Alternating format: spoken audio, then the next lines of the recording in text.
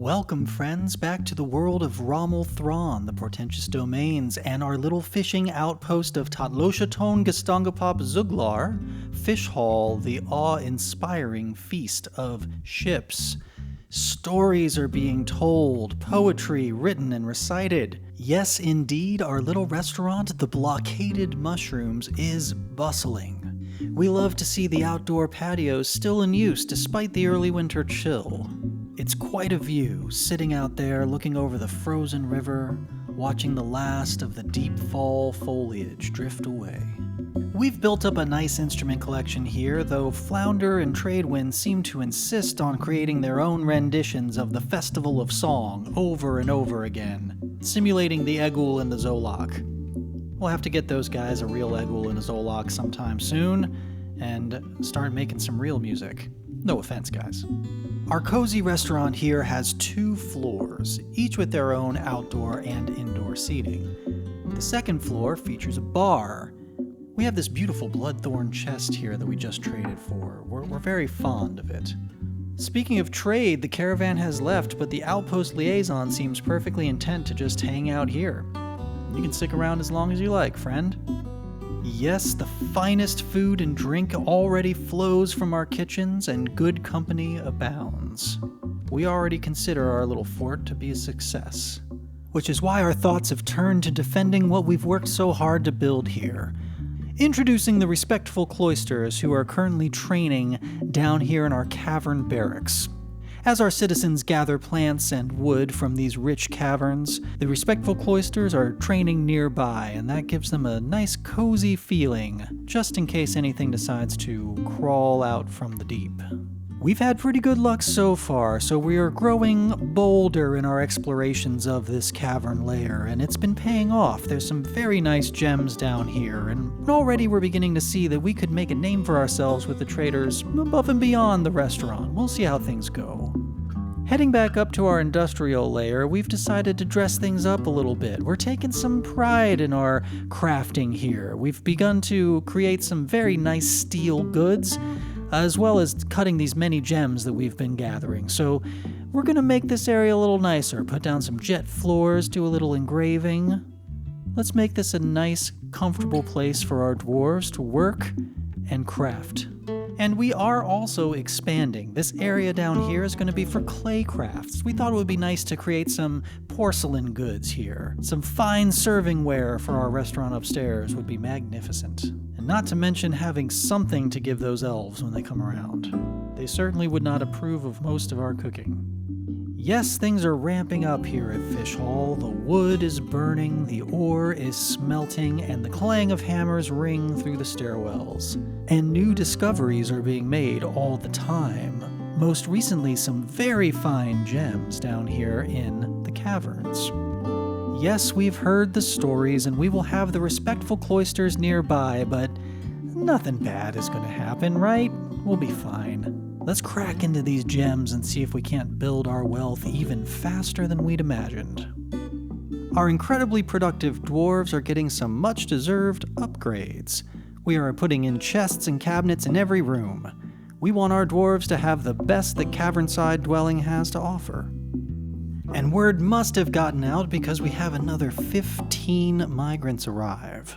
Nice to welcome some new talent into the fort at a perfect time. We have a few children, a trapper, could come in handy, a peasant, another peasant, a ram, a baby alpaca, a blacksmith. We are producing a lot of steel and a lot of metal goods these days. Yet another child. That's all right, they'll grow up eventually. And another child. A lot of kids, guys. A lot of kids.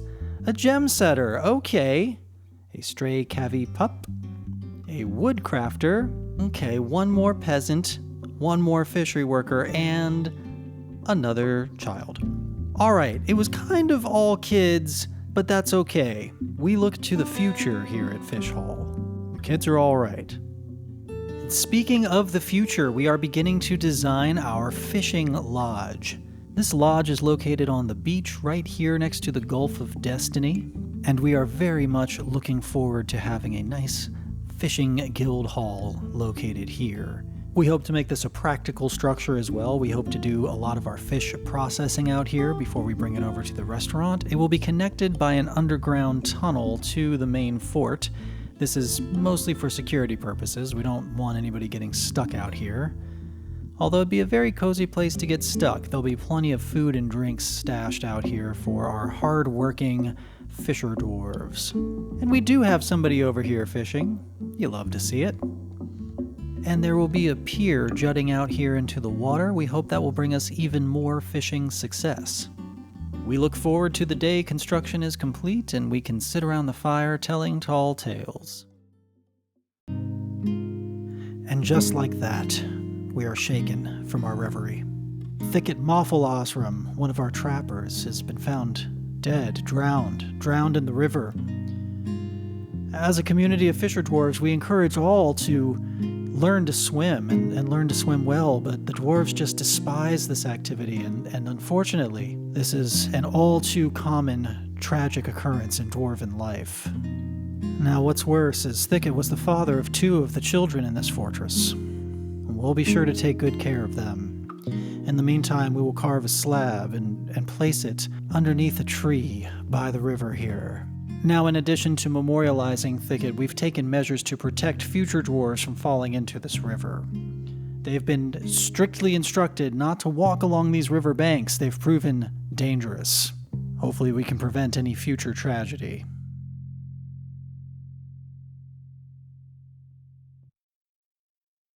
Well, we do as dwarves do and pour our hearts into the development of our fortress. The fishing lodge is coming along nicely. We have the pier starting to extend out into the gulf and the floors are going down. And now the fireplace, the central piece of our fishing lodge. With some nice seating and some engraving coming in, we are really coming along here. We have our covered woodshed off to the side. We will always stay warm and cozy in this lodge. Our fisher dwarves deserve the very best of accommodations. And now they have it. Something we haven't talked much about is the near-constant Kia attacks. We are almost never without an agitated Kia causing trouble for the trade depot or the restaurant. They just fly right in, start wreaking havoc. We don't think it's that big of a deal, but it really upsets the diners. They don't cause too much damage, a few cuts and bruises, and the occasional barnyard animal ends up with an unfortunate nickname like Stewpot, but mostly they're just an annoyance. One silver lining here, however, is that many average citizens get a little fighting experience. We're particularly proud of Emish Alathebrook, Emish Boltash, who just bagged his first agitated Kia. He relied on his good spatial sense, fearlessness, confidence, and thoughtlessness to dive right into this fight and come out the other side completely unscathed. Good work, Emish. We're proud of you. Might make militia captain someday. But dear God, there was nothing that could prepare any of us for what came next.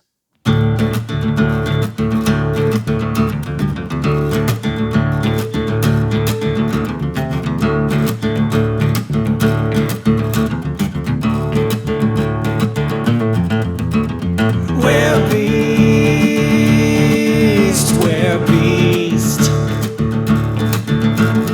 We're beast, we're beast. Where beast comes for your life. Now you know why you fear the night. Where beast, where beast. Lever, pull the lever, pull the lever, pull the lever, pull the lever, pull the lever, pull the lever, pull the lever, pull the lever, pull the lever, pull the lever, pull the lever, pull the lever, pull the lever. For God's sakes, why won't someone pull the lever? Oh no, oh no. Where beast is coming inside? Oh no. Where beast, what is your life? Who are you deep down inside? beast. Were beast. Were beast. Were beast.